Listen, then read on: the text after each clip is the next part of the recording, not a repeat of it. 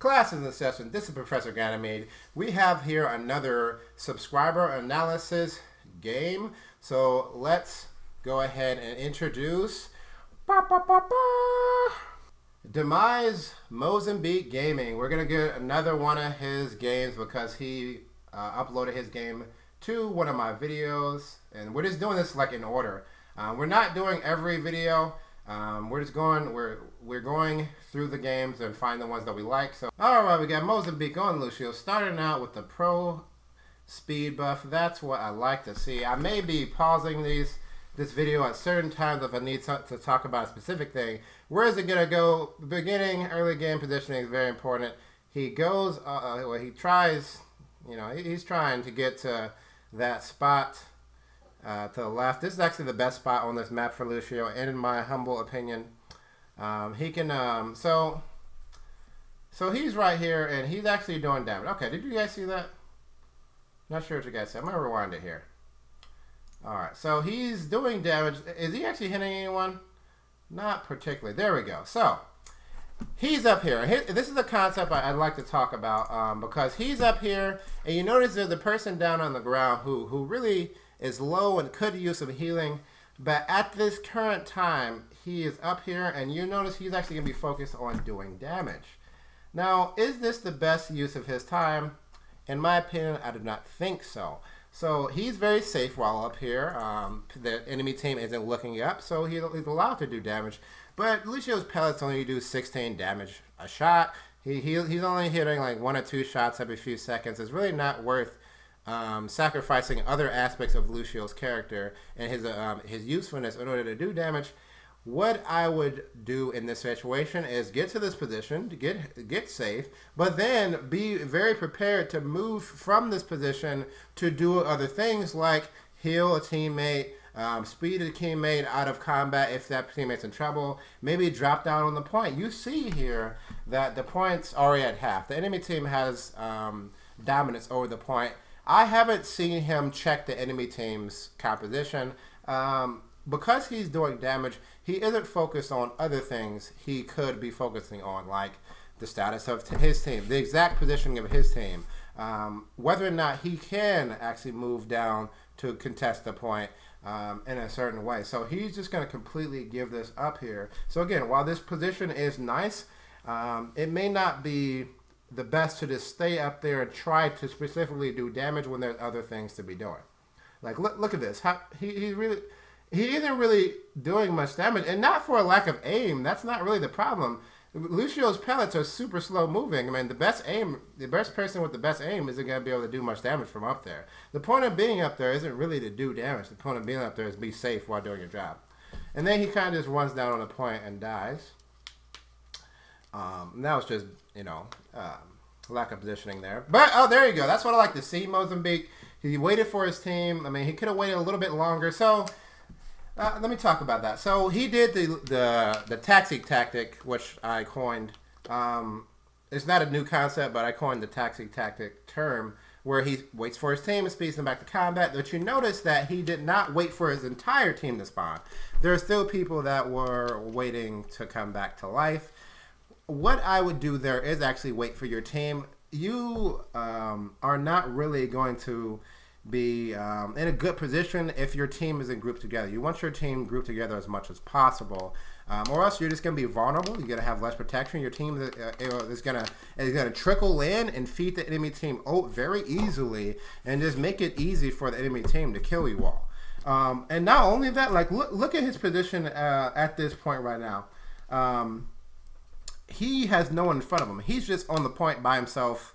He's next to a wall. This is good. He's next to this wall. Let's hope he stays next to this wall, because if he doesn't, he's gonna have. Okay, he's not next to the wall, so he is very far out here. He is not next to this wall. Let's see whether or not he gets punished for it. Look at that! Look at that! I've seen this once already, but now I can show you what exactly happens and why it happens. So this was an opportunity. I would say it's a mistake for multiple levels. One, he didn't have anyone in front of him, and he was not positioned next to a cover, so he could you know, more easily dodge a Roadhog hook, see it coming, move out of line of sight, stuff like that. Now he is again in the middle of this point. I want to emphasize this. This is not the best positioning. You do want to be next to cover at all times. You can be next to cover while also contesting this point. So you do want to be like near that wall or near the wall over here. That's where you want to be. So luckily Roadhog missed there, but he could have easily been hooked there once more. He is getting damaged because he is on the ground, though he is contesting the point. Now we want to decide whether or not he wants to be contesting the point. You see two of his teammates have died. Here's the thing. He's not going to take this point by himself. Absolutely not. I mean, what he wants to do is run. There you go. That's what I like to see. So he did retreat there. Okay, he got smashed. He could have retreated a little bit sooner there. So you notice there that two of his teammates were dying. He isn't really paying as much attention to his team as he could be. He's not. He doesn't have the greatest awareness of when he should be speed amping and healing, because he's more just trying to capture the point, which is good. It's decent. It's gonna get you. It gets you to, you know, I'd say around the 50s in terms of rank, but there's definitely a lot of awareness that needs to be going on that is absent from this game. But you know, that's why we watch these things, so we can improve upon that. So the awareness I'm talking about is team awareness. Where's your team? What's the status of your allies' ultimates? Where is your team? Who's in a position to benefit from a speed buff? Who's in a position to benefit from a heal buff? Who's in a position to benefit from a Lucio ult? This was a good ult, and then the positioning, he just kind of runs up. This was questionable. He does get this kill though. He does get that kill, so that was it. The kill. It wasn't worth it. The kill wasn't worth it. He got the kill, but it definitely was not worth it. He is now dead. His teammates don't have him there. I mean, that kill could have been gotten easily by his team, and that crew is really low. They accomplished what they need to accomplish, was to win the fight. They won the fight. He didn't need to sacrifice himself to secure that kill. Especially if you're gonna do that kill. What he could have done, I'll pause it here as I talk. What he could have done was, you know, jumped on one of these walls. Like there was a more elevated way he could approach that would have made him much more safe while he tried to secure that kill. He died because he was on the ground. I mean, there was a ledge there. I'm gonna rewind it. Let's rewind it. Let's rewind it here. So you see this right here? You see this up here? See, if he'd have just climbed up this ledge as he got that kill, or just moved up this ledge, like slid along this wall right here and secured the hero, maybe even jump to this side wall right here, you know, jump to this side wall, you know, jump from here to this side wall and be up here, and then jump to this ledge after you kill it. That's the pro move right there. You go in, you bunny hop in there, you kill, you get out. You know, that's the proper move. But he's more ground oriented, and that's just, you know. That just means you need to, you know, we have opportunities to improve Lucio's mechanics.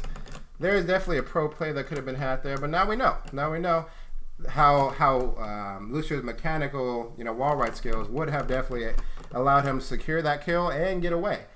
So, you know, we'll have a much more high chance of getting away. He definitely wouldn't have died in the way he died had he been using his wall ride. But he's getting his team's getting some kills here. He's doing big. He's kind of just running, and that was really dangerous, and there he goes. He pays for it. So he kind of was on the ground there, just kind of shooting in their faces. Definitely could have been elevated in that position. There was a Roadhog. I wouldn't have been so cockily in that Roadhog's face. But it turns out there's a McCree that finally killed him. But he was just very deep in the enemy lines. In those positions, unless you have an amazing advantage, like it's like 6v2, I'd actually probably back off and be a little bit more cautious in those areas. So now he's on the point here, which is decent, I suppose. All right. He is contesting it. Yep, there you go. This is a little bit dangerous, but he didn't die to that Roadhog. You know, one thing I like to do, I'm going to pause it here to talk about this. One thing I like to do is I like to time Roadhog's hooks. I know Roadhog's hook is on a 6-second cooldown. I like to listen out for it, and then within that 6 seconds, I know that I'm safe, right? I'm like, oh, Roadhog just hooked. I'm going to go in and be safe for 5 seconds. Oh, Roadhog's hook is going to be coming off cooldown. I'm going to get behind cover while I wait for to hear his hook again. Oh, there's the hook. He missed me, or he didn't use the hook on me. Now I'm going to go out there. You know, so adjusting your playstyle based on the enemy threats. And then not just knowing the threat, not just being aware of the enemy team composition, being aware of how you could die. So being aware of the Roadhog hook being a big way you can die. Being aware that the McCree ultimate is a big way, or the McCree flashbang is a higher likely chance of killing you. And then playing appropriately in those situations. So he got hooked again, but luckily he was behind the corner, though. That could have, again, anytime you get hooked, that could easily be your death. It's more of a luck factor when you get hooked and you don't die to it. Especially after the changes that made this hook, you know, kind of like teleport you back into the position where you got hooked. You know, it basically makes Roadhog's hook more reliable if he lands it. But he is going extra ham here. After ham and cheese, which is very nice. So you see that, so his team came back, which is nice. And he racked up some kills in the end. And you're like, oh my God, big plays. He did so much damage. His team didn't need him to do that damage. I'm going to put a heavy emphasis on this. You really don't need to be the one doing the damage as Lucio. Allow your team to do that damage so you can be safe and continue to support them during the entirety of the game as much as possible. I mean, your presence and your speed buff and heal buff, constantly being alive, is infinitely more useful than the little bit of damage you may get by playing that aggressive playstyle. Unless, again, your team has this huge advantage, like it's 3v6, and you have a Reinhardt shield in front of you. You know, something that's making it so there's no way you're going to die if you run up and do damage. But he was just up in people's faces, like just up in people's faces, like, oh, high risk, high reward. You don't need to be doing that. You definitely want to play a little bit more safe than that. Good game overall. Thank you very much, MozemBeak, for that was a little bit more in depth. So I want to be a little bit more in depth with these guys by pausing it and commenting on specific points or rewinding and all that stuff. So put your videos in the comments below, and I may actually analyze them. I don't analyze every game, but you may be the one I choose. So thanks for watching. This has been Professor Ganymede. Class dismissed.